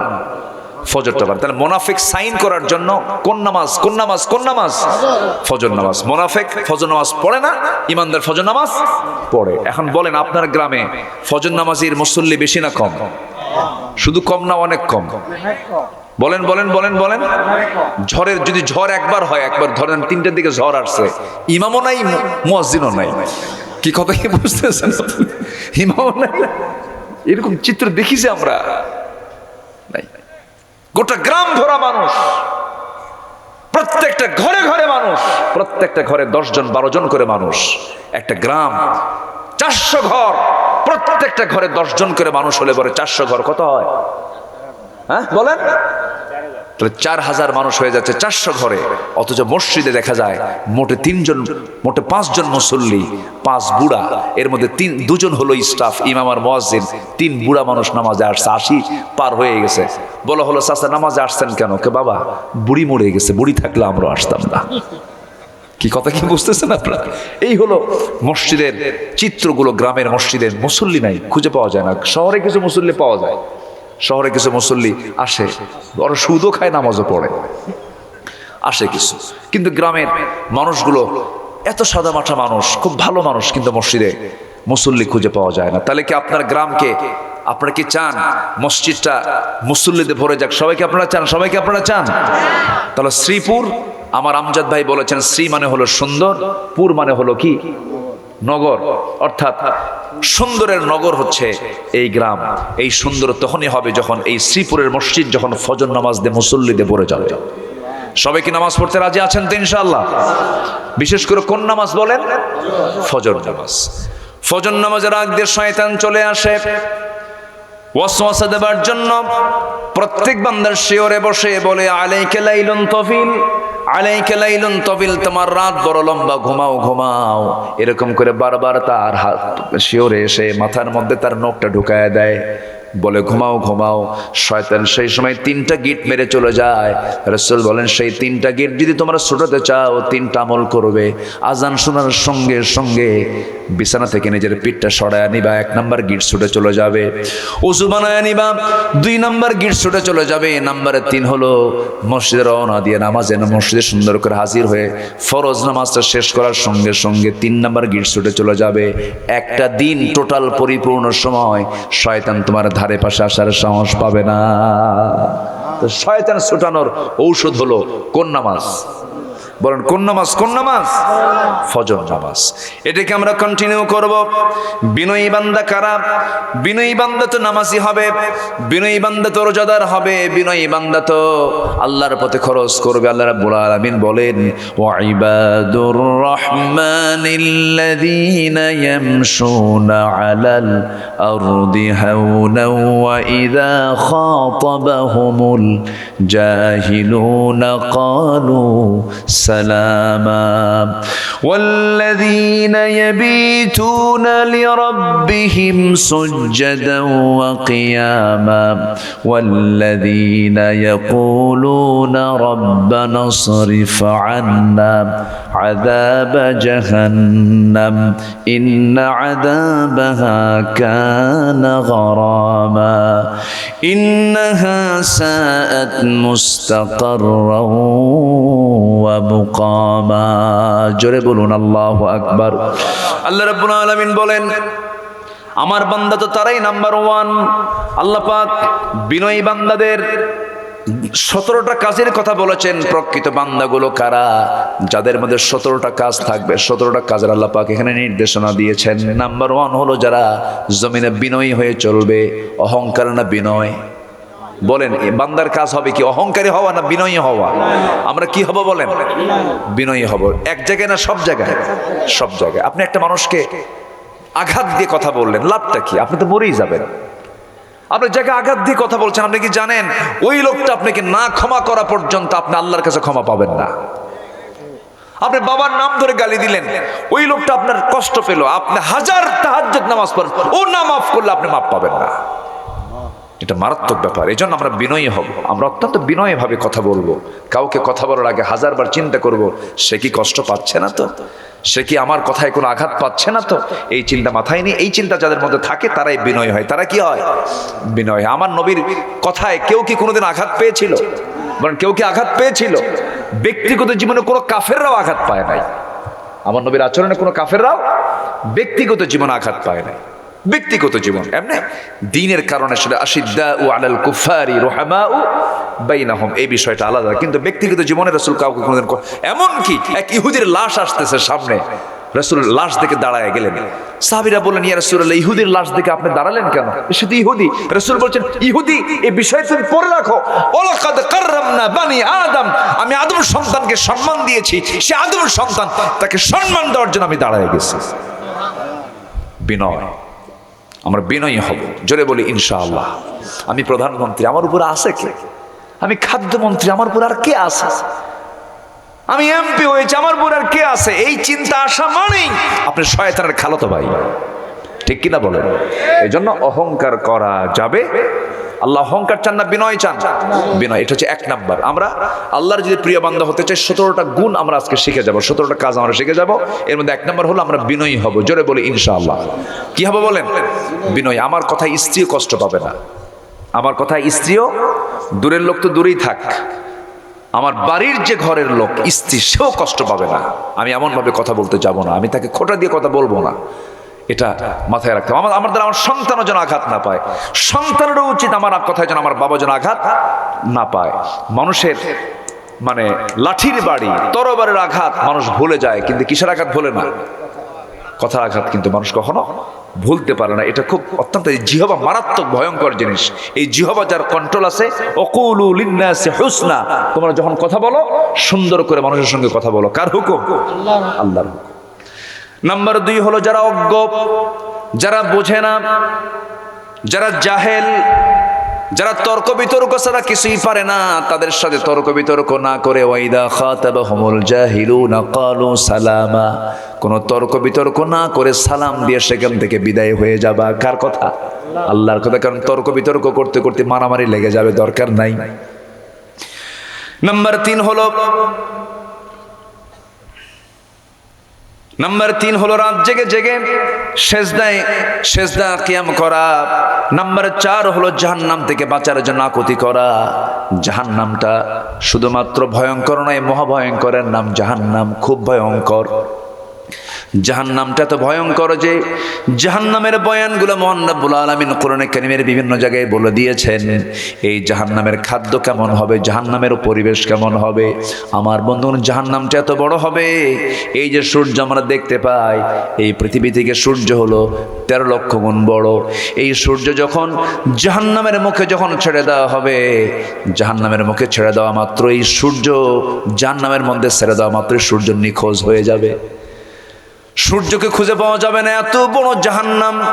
সেই জাহান্নামটা আল্লাহ রাব্বুল আলামিন রেখে দিয়েছেন বেনামাজির জন্য। আল্লাহর হক যারা আদায় করবে না তাদের জন্য রেখে দিয়েছেন। আল্লাহ বলছেন, বান্দারে, সেই জাহান্নাম থেকে বাঁচার জন্য তুই সেজদায় পড়ে কাঁদবি, আমার কাছে আকুতি করবি। তোর 2 ফোঁটা চোখের পানি, 1 ফোঁটা চোখের পানি আমি যদি আল্লাহ কবুল করে নেই, 7 সমুদ্রের পানি দিয়ে জাহান্নামের একটা কোনাও নিববে না। কিন্তু তুই যদি আমার শুধু ভয়ে চোখের পানি 1 ফোঁটা ফেলতে পারিস, আমি তোর 7টা জাহান্নাম তোর জন্য হারাম বানা দিয়ে তোর জন্য আমি 8টা জান্নাতের দরজা খুলে দেবো। জোরে বলি সুবহানাল্লাহ। যেই চোখটি কাঁদে আল্লাহর ভয়ে, দিনের প্রহরায় রাতে জেগে কাটে, জানো কি তুমি ওই 2টি চোখ যাবে না কখনো জাহান্নামে। এই চোখ দিয়ে আমরা কাঁদবো কার জন্য? না, লাইলির জন্য। আজ থেকে কার জন্য বলেন? কার জন্য? আল্লাহর জন্য কাঁদতে হবে। কাঁদা পৃথিবীর জন্য কাঁদা হলো লস প্রজেক্ট। পৃথিবীর কোনো বিষয় নিয়ে কান্নাকাটি করা হচ্ছে লস প্রজেক্ট, আর আল্লাহর ভয়ে কাঁদা হচ্ছে লাভের প্রজেক্ট। আল্লাহু আকবার বলেন। অতএব এই চোখের পানি যদি খরচ করতে হয়, চোখের পানি ফেলতে হয়, কার জন্য ফেলবো? আচ্ছা, কার জন্য ফেলবো? বউয়ের সামনে স্বামী কান্দে, বউ বলবে তুমি কি পুরুষ নাকি? পুরুষ মানুষ কান্দে, আপনার কান্না থেমে যাবে। মহিলা কাঁদবে, স্ত্রী কাঁদবে স্বামীর সামনে, স্বামী কয় মহিলা মানুষ এরকম কান্দেই, কান্নাই শেষ, আপনার কান্নার কোনো দামই নাই। আপনার সামনে একজন কাঁদতেছে, কেন ওর কান্দে কেন, ওর ভাক্কা কি, ওর ধান্দা কি, কান্দে কেন, কি ঠিক আছে না? অনেক কিছুই বলবে মানুষ, অনেক কিছু কেউ মূল্য দিবে না, কিন্তু আপনার কান্নার শতভাগ মূল্য যিনি দিবেন তিনি কে? আল্লাহ তাআলা। সেই কান্নার জায়গা হলো সেজদায় পড়ে কান্নাকাটি করা। শেষ রাত্রে আমরা কার কাছে কাঁদবো? ওয়াল্লাযীনা ইয়াবীতুনা লিরাব্বিহিম সুজদাও ওয়া কিয়ামা, যারা রাত জেগে জেগে রুকুতে এবং সেজদায়, কিয়ামে এবং সেজদায় যারা আল্লাহর কাছে রোনাজারি করে, আমি তাদেরকে খুব ভালোবাসি। জোরে কোন সুবহানাল্লাহ। এরপর আল্লাহ রাব্বুল আলামিন বলেন, والذين إذا أنفقوا لم يسرفوا ولم يقتروا وكان بين ذلك قواما। নাম্বার 5 হলো অপচয় না করা। নাম্বার 6 হলো মিতব্যয়ী হওয়া। বিড়ি খাওয়াটা মিতব্যয় না অপচয়? কিছু কয় না, বলেন বিড়ি খাওয়া কি অপচয়? মনে হয় অপচয় মনে হয়। আচ্ছা বলেন তো, বিড়ির বাজেট কি আমার দেশে কি ছোটখাটো না অনেক বড়? 2-1 কোটি টাকা মনে হয় নাকি? 2-1 কোটি? হাজার হাজার কোটি টাকা। আচ্ছা মানুষ ভাত বেশি খায় না বিড়ি বেশি খায়? বলেন তো, নিয়মতান্ত্রিক ভাবে ভাত খাওয়া পড়ে বেশি না বিড়ি খাওয়া পড়ে বেশি? একবেলা ভাত না খেলেও কি খাওয়া মিস নাই? বিড়ি খাওয়া মিস নাই। যদি ইফতার নাও হয়, রোজাদার সারাদিন রোজা রাখছে বিড়ি খায় না, ইফতার যদি একটু ভালো মতো নাও হয়, বিড়ির টান জুতমতই হয়। কি ঠিক কিনা বলে? এত বিড়ি খায় এই জাতি, এত বিড়ি খায়, অথচ এটা কত বড় অপচয়। কারো কারো জীবনে কেউ কেউ 300-400 টাকা 500 টাকার সিগারেট প্রত্যেক দিন স্মোকিং করে, সব ধোঁয়া, মানে মুখ দিয়ে ঢুকাইয়া নাক দিয়ে বের করে দিয়ে ধোঁয়া আবার দেখে 3 তালে গেল কিনা। এটাই কাজ তার। কি লাভটা কি? এগুলো করা যাবে না। এগুলো অপচয়ের কাজে মুসলমান কখনো অংশগ্রহণ করতে পারে না। এই তামাকের আবাদ বিশেষ করে চট্টগ্রামের কিছু অঞ্চল, খুলনার কুষ্টিয়ার কিছু অঞ্চল, রংপুরের কিছু অঞ্চলে প্রচুর তামাকের আবাদ হয়। আমি একদিন পাকশি ব্রিজ পার হয়ে, লর্ড হার্ডিস ব্রিজ পার হয়ে আমি যাচ্ছিলাম এর দিকে, ঝিনাইদার দিকে, দেখি যে ভেড়ামারার সাইড দিয়ে মাঠকে মাঠ লাগায় রাখছে এই তামাকের গাছ, বড় বড় পাতা। তো পাতা দেখলাম সবুজ পাতা, সে পাতাগুলো এত মানে মজবুত, তরুতাজা পাতা, যখন এটা কাঁচা অবস্থায় থাকে খুব সুন্দর মজবুত পাতা। তো আমি ভাবলাম যে এই যে মাঠকে মাঠ লাগাইছে, এর তো কোনো বেড়া নাই, বেড়া ছাড়া এই সমস্ত পাতা তো সব গরু ছাগল খাইয়া শেষ করার কথা। এক চাষিকে ডাক দিয়ে বললাম, ভাই এই যে আপনারা আবাদগুলো করছেন, আবাদগুলো অবহেলা রেখে দিয়েছেন, গরু ছাগল খায় না কুজুর, এই পাতা কুত্তাও খায় না। কি কথা কি বুঝতেছেন? গরু ছাগল তো দূরে থাক, কুত্তাও খায় না। কোন প্রাণী এই তামাকের সাথে এদের কোনো সম্পর্ক নাই, অথচ তৃণভোজী প্রাণী, ও তো এই পাতাটা খেতে পারতো। তৃণভোজ যারা যারা পাতা পুতা খায়, গরু ছাগল খায়, ওদের কাজই তো হলো পাতা খাওয়া। ওই গরু ছাগল এই পাতায় মুখ দেয় না, জানে এই তামাকের ক্ষতিকর দিকটা কি। 4 পা বোঝে, কয় পা বোঝে না? কয় পা বোঝে না? উলাইকা কাল আনআম বাল হুম আদাল। আল্লাহ কিন্তু এই কথাই বলেছেন। কিন্তু আমি কিন্তু আমার আর্টে আমি কথা বলছেন, এই কথাটা কার আর্টে কথা? আল্লাহ তাআলা নিজে সুন্দর করে বলছেন, এরা হচ্ছে চতুষ্পদ জন্তু, অথবা এর চাইতে জঘন্য, যারা অন্তর আছে বোঝে না, চোখ আছে দেখে না, কান আছে শোনে না, খালি টানে। খালি কি করে? টানে। গাজা, আমি 2018 সালে গাজা নাম শুনছেন না? গাজার গাছ। 18 সালে আমি জেলখানায় ছিলাম, আমাকে একটু নিয়ে গেছিল ভিজিট করার জন্য। হুজুর বহু দেশ ঘুরছেন, সব জায়গায় গেছেন, একটু ভিতরে দেখে আসেন।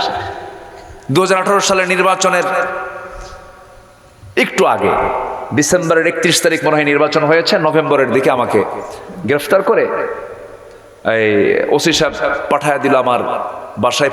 পুলিশ পাঠায় দিয়ে পুলিশ বলতেছে, হুজুর ওসি সাহেব আপনাকে সালাম জানিয়েছেন, উনি আপনাকে খুবই রেসপেক্ট করেন, তো আপনাকে চা খাওয়ার দাওয়াত। রাত 3টার দিকে চা খাওয়ার দাওয়াত হয় বলেন। আমাকে নিয়ে চলে গেল। যাই হোক, অনেক লম্বা কথা, কোনো কারণ ছিল না। জেলখানায় ঢুকলাম, থাকলাম, দেখলাম যদি কেউ কাউকে জুলুম করে, জুলুমের অবসান কি হয়, জুলুমের ফলাফল কি হয়, তাও দেখলাম। আসতে কোন কেন? আপনি জ্বলাবেন, আপনি অত্যাচার করবেন, এটার ফলাফল আপনি পাবেন, এটা কি হয় নাকি? এটা হয়। আপনি জুলুম যদি করেন, জুলুমের অবশ্যই প্রাপ্তি আপনার অবশ্যই পেতে হবে, পেতে হবে, পেতে হবে। তার জ্বলন্ত ইতিহাস আমরা শুনেছি না দেখেছি? দেখেছি, দেখলাম। অতএব জুলুম করা যাবে না, জুলুম কোনো ক্রমেই না। আপনি এমনি মামলা দিবেন কেন? কোন সে জানেই না। আল্লামা সাইদ রাহিমাহুল্লাহ, চিন্তা করা যায় এই লোকটার নামে যে সাক্ষী, যে মামলা হয়েছে, সেই মামলার সাক্ষীর জন্ম হলো 1976 আর ঘটনা হলো 71। তাহলে দেখলো কেমনে? রুহের জগৎ থেকে দেখছে। বলে এই সমস্ত ঘটনাগুলো ঘটায়া দিয়া এই আলেমদেরকে ফেরেশতা চরিত্রের মানুষ আল্লামা সাঈদী রাহিমাহুল্লাহকে কি করে টেকনিক করে বিভিন্ন কৌশল করে বিভিন্ন চক্রান্ত করে জেলখানা থেকে তাকে হসপিটালে নিয়ে চিকিৎসার নামে তাকে সেখানে ইনজেকশন পুশ করে তাকে বিষ প্রয়োগ করে হত্যা করা হয়েছে। আল্লামা সাঈদের হত্যার চূড়ান্ত বিচার আমরা বাংলার জমিনে দেখতে চাই। সবাইকে দেখতে চান?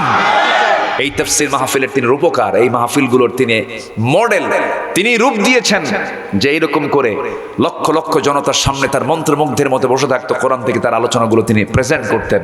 সম্মানিত ভাইয়েরা, এই সমস্ত লোকদের বিরুদ্ধে যারা ষড়যন্ত্র করেছিল, ওয়ামাকারু ওয়ামাকার আল্লাহ আল্লাহু খায়রুল মাকিরিন, তাদের সমস্ত চক্রান্তকে সব ধূলিসাৎ করে দিয়েছেন তিনি আমার কে? আল্লাহ পাক। এই জন্য চক্রান্ত করা যাবে না, আমরা বিনয়ী হব, আমরা অজ্ঞদের সঙ্গে তর্ক বিতর্ক করবো না, রাত জেগে জেগে সেজদা দেব, জাহান্নাম থেকে বাঁচার চেষ্টা করব, অপচয় করব না, টানাটানির দিকে যাব না, আমরা কোনো টানাটানির দিকে যাব না। তো ওই জেলখানার ভিতরে এক বুড়ো চাচা দেখি, মোষ লাল, দাড়ি লাল, বুড়া মানুষ, মোষও কাটে না, দাড়িও কাটে না, বগলের চুলও কাটে না, নিচের দিকে আর গেলাম না। তো একদম মানে বিশ্রী একটা অবস্থা। বললাম, চাচা আপনি জেলখানায় কেন? কে বাবা, প্রশাসনের মাথা খারাপ। কেন? গাছের বিরুদ্ধে আন্দোলন শুরু হয়েছে। কি গাছ? বেহেশতের গাছ। বেহেশতের গাছ কি? গাজা শরীফ। জোরে করে নাউজুবিল্লাহ। বলে যে গাজাই আমার জীবন, গাজাই আমার মরণ। আছে কিনা এরকম কিছু লোক? আছে না নাই বলেন? আছে। মরে যাচ্ছে, মরে যাচ্ছে, গাজার কলকি টানতে টানতে মরে যায়, মরে যাচ্ছে, দম আসে না, এত খাওয়া খাইছে তার লাম শেষ। মরার আগ দিয়ে ছেলের নাম জহুরুল, জহুরুলকে ডাক দিয়ে বলে, জহুরুল এদিকে আয়, কলকিটা নিয়ে মরি, যখন যাচ্ছি টানটা দিয়েই মরি। এত মরণ নেশা মানুষকে শেষ করে দিচ্ছে। আল্লাহ পাক বলছেন, এই সমস্ত অপচয়, এই সমস্ত পাপ কাজের সাথে তোমার কোনো সম্পর্ক থাকতে পারে না। যেই অর্থ দিয়ে আপনি হারাম উপার্জন করবেন, এটা কি কখনো বৈধ হতে পারে? এটা কখনো মিতব্যয় হতে পারে? অবশ্যই এটা অপচয়ের ভিতরে চলে যাবে এবং এটার জন্য জবাব দিতে হবে কার আদালতে? আল্লাহর আদালতে। নাম্বার 6 হলো ওয়াকানা বাইনা যালিকা কাওয়ামা। আমরা মিতব্যয়ী হব। আপনার প্রচুর টাকা আছে, আপনি টাকা অপচয় করবেন, তাও হবে না। টাকা আল্লাহ পাক আপনাকে আমানত স্বরূপ দিয়ে দিয়েছেন, আবার আপনি অপচয় করবেন তাও হবে না, আবার আপনি কৃপণতা করবেন তাও হবে না। কারণ কৃপণতা এই স্বভাবটা হলো শয়তানের। শয়তান মাঝে মাঝে রাস্তায় বের হয়ে যায়। কোন এক নবীর কাছে শয়তান ধরা খেয়ে গেল। শয়তানকে দেখে এসে আল্লাহর পয়গম্বর বলছেন, হে শয়তান, আজকে তুই বের হয়ে যাচ্ছিস, কি করতে যাচ্ছিস? কি? তিনটা বিষয় নিয়ে আমি আজকে বের হয়েছি, মার্কেটিং করব, 3টা কাম মার্কেটিং করব। কি কি? কৃপণতা মার্কেটিং করব, এরপরে জুলুম মার্কেটিং করব, আর একটা হচ্ছে হিংসা মার্কেটিং করব। এই 3টা জিনিস কাকে কাকে দিবা? সঙ্গে সঙ্গে সে বলে, কৃপণতা দেব হলো ধনীদের মাঝে, তারা যেন কৃপণ বেশি হয়। বলুন তো, গরিবরা বেশি কৃপণ না ধনীরা বেশি কৃপণ? বলেন বলেন।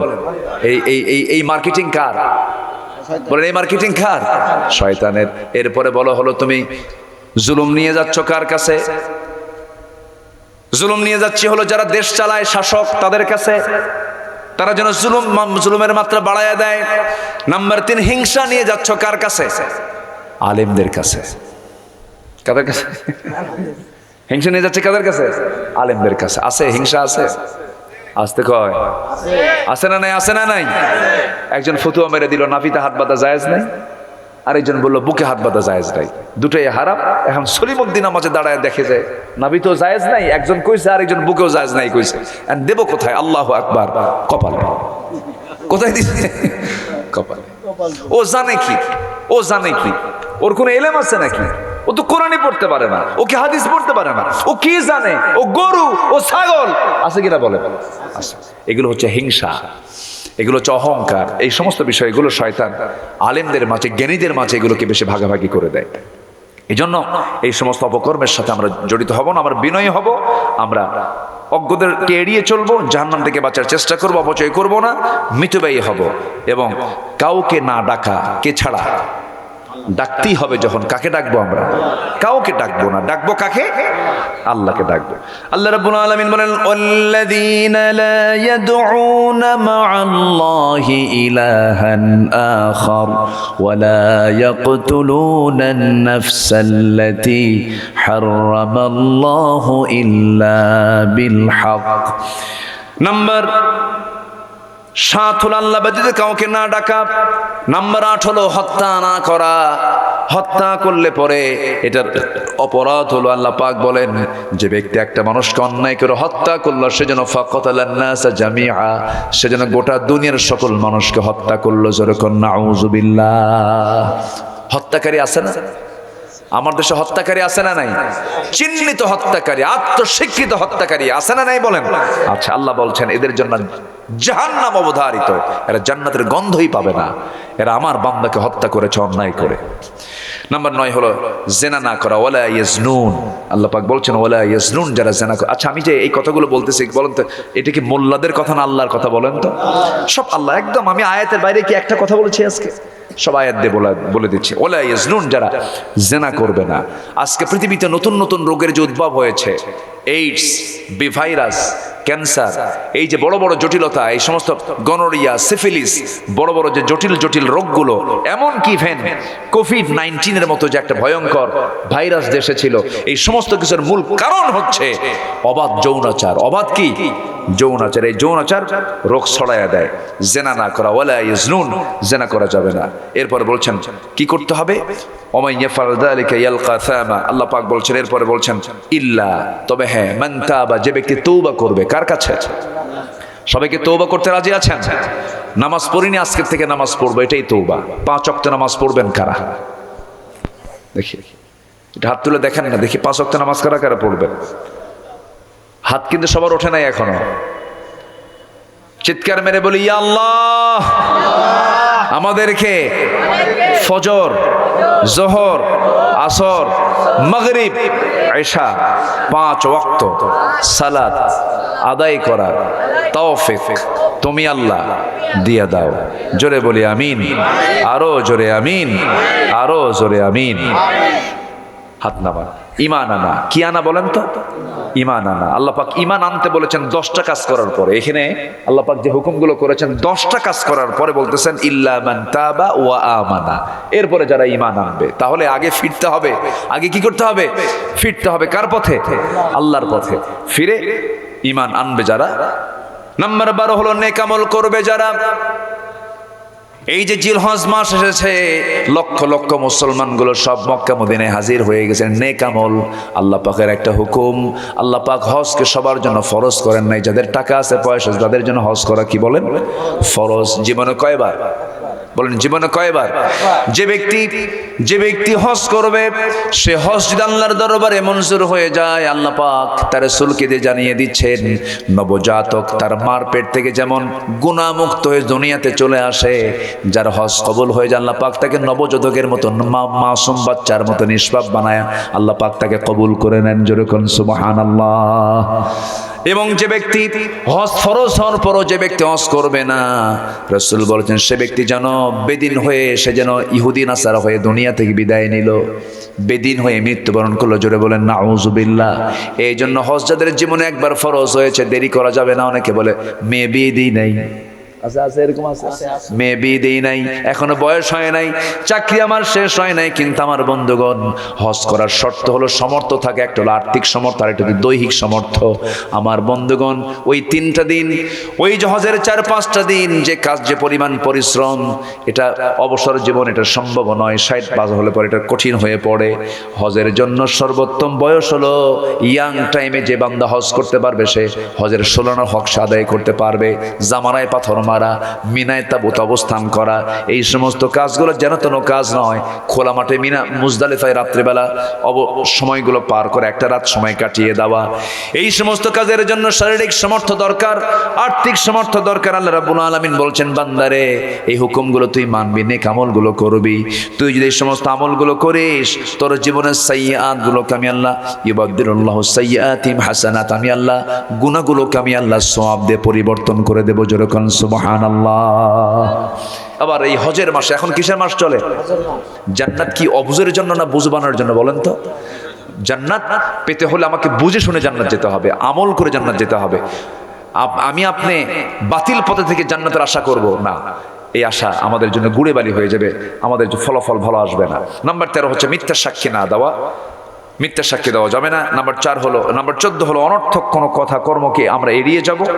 এরপর পরিবার, স্ত্রী, সন্তানদের জন্য দোয়া করে বলবো রব্বানা হাব লানা মিন আজওয়াজিনা ওয়া যুররিয়াতিনা কুররাতা আয়ুন ওয়াজআলনা লিল মুত্তাকিনা ইমামা। সর্বশেষ হচ্ছে যারা সবর ধরবে, প্রথমে বিনয়ী হবে, সর্বশেষ হচ্ছে যারা সবর ধরবে, আল্লাহ পাক বলছেন আমি তাদেরকে জান্নাতের সংবাদ দিচ্ছি। জোরে কোন সুবহানাল্লাহ, জোরে কোন সুবহানাল্লাহ। আল্লাহ পাক সুন্দর করে জান্নাতের কথা বলছেন। কি বলছেন? আল্লাহ রাব্বুল আলামিন বলেন উলাইকা ইউজজাউনাল গুরফাতা বিমা সাবারু ওয়া ইউলাক্কাউনা ফিহা তাহিয়াতাও ওয়া সালামা খালিদিনা ফিহা হাসুনাত মুস্তাকাররাও ওয়া মুকামা। জোরে বলুন আল্লাহু আকবার। আল্লাহ রাব্বুল আলামিন এই 17টা গুণ আমাদের জীবনে ট্রিট করার, বাস্তবায়ন করার তৌফিক সবাইকে দান করুন। জোরে বলি আল্লাহুম্মা আমিন। ফজর সবাই পড়বেন তো ইনশাআল্লাহ। আমি খুব জুলুম করে ফেলেছি আপনাদের উপরে, অনেক লম্বা সময় নিয়েছি, 1:30টা প্রায় বেজে গেছে। যতটুকু হয়েছে আমরা বলি আলহামদুলিল্লাহ। সবাই বসুন, যে যেখানে আছেন আমরা আল্লাহর কাছে চাবো, আল্লাহর কাছে প্রার্থনা করব আল্লাহ যেন আমাদের গুনাহগুলোকে মাফ করে দেন। কারো কোনো কথা আছে কি? বলবেন কিছু কথা? না, আপনি দোয়া করে দেন। দোয়া হয় তো এখানে নাকি? করলেও সমস্যা নাই তো? আচ্ছা, আমি যদি হাত তুলে দোয়া করে সমস্যা আছে কি আপনাদের? কোথায় যেন এক মাহফিল চাপাইয়ের দিকে না কোথায়, আমি শুধু কইছি যে আমি আলোচনা শেষ করলাম, মাইকেলা ছাড়া আর কেউ নাই, তো ভাবলাম যে তো এরকম হয়। দোয়া করলেও সমস্যা, রাসূল হাত তুলে দোয়াও করেছেন, অনেক সময় হাত তুলে দোয়া করেছেন। আমরা দোয়া করি, আমরা আল্লাহর কাছে চাই। আমরা তো আরবি বুঝি না সবাই, এটা বাংলায় বললে অনেকে বেশি তৃপ্তি পায়, তৃপ্তি বোধ হয়। এই জন্য জি, আমার প্রবাসী কল্যাণ ভাইদের জন্য আমরা দোয়া করি, প্রবাস জীবন যেন আল্লাহ পাক বরকতময় করে দেন। আমাদের আমজাদ ভাইয়ের ছোট্ট একটা মেয়ে আছে, সবাই দোয়া করবেন আল্লাহ পাক যেন তাকে সিহহাতে কুল্লি আজেলা দান করেন। আসুন আমরা দোয়া করি, আমরা আল্লাহর কাছে চাই। আল্লাহুম্মা আমিন। রব্বানা যালামনা أنفسنا وإن لم تغفر لنا وترحمنا لنكونن من الخاسرين। গভীর রাত, নিঝুম রাত, ঝিমানো রাত্রিতে চাঁদের মতো হাজারো মুসলমান নরনারী নিয়ে তোমার কালাম থেকে কিছু কথা বলেছি, দুটো হাত পেতেছি। আল্লাহ গুনার দিকে নজরও দিও না, বান্দা মনে করে তামাম জিন্দেগির গুনাহগুলোকে মাফ করে দাও। আব্বা আম্মা যারা দুনিয়া থেকে বিদায় নিয়েছেন, জিন্দেগির গুনাহগুলো মাফ করো, কবরগুলোকে জান্নাতের বাগিচা বানায়া দাও। বিশেষ করে মাহফিলটার আয়োজন যারা করলেন, শোনার জন্য দূর দূরান্ত থেকে কষ্ট করে যারা আসলেন, বিনিময়ে কিয়ামতের দিনে মাহফিল সবার জন্য নাজাতের জরিয়া বানায় দিও আল্লাহ। আল্লাহ তাআলা শ্রীপুরকে কবুল করো, প্রত্যেকটা ঘর কিসমতের দুর্গ বানায় দাও। ঘরে ঘরে আয়েশা, খাদিজা, সুমাইয়ার মতো মা পয়দা করে দাও। এই মাহফিল আজকেই প্রথম বর্ষ শুরু হলো, আল্লাহ মাহফিলকে তুমি দয়া করে কবুল আর মঞ্জুর করে নাও। আল্লাহ তাআলা দুনিয়া থেকে কোন দিন বিদায় নেব জানি না, ডান হাতে আমলনামা না আসা পর্যন্ত মরণ দিও না। ও আল্লাহ, তোমার বান্দাগুলো কিনে এমন সময় হাত তুলেছি মুসলমানদের পায়ের তলায় মাটি নাই।